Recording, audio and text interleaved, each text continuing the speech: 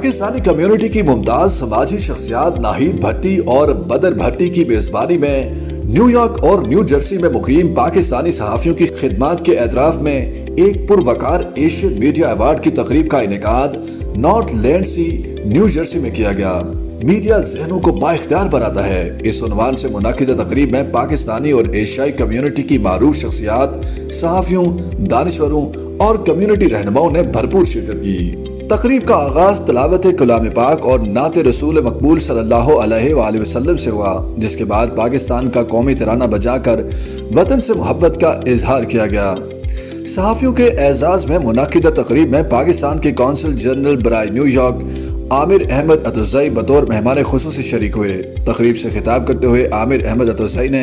امریکہ میں مقیم پاکستانی صحافیوں کے کردار کو سراہتے ہوئے کہا کہ امریکہ میں مقیم صحافی نہ صرف اپنی کمیونٹی کے مسائل کو اجاگر کرتے ہیں بلکہ امریکہ میں جمہوری اداروں، اقدار اور شہری شعور کی ترویج میں بھی اہم کردار نبھاتے ہیں۔ بہت کماحقہ جسے کہتے ہیں اور بہت خوش اسلوبی سے یہ سارے جو ہیں اپنی ذمہواریاں بہت احسن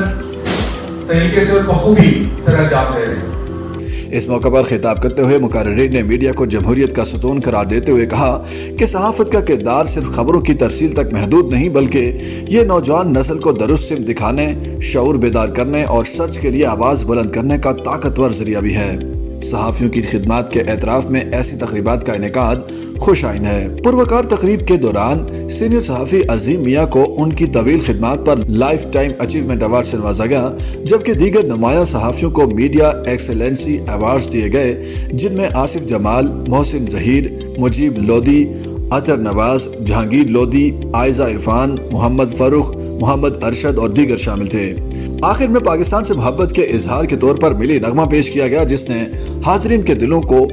جوش سے بھر دیا۔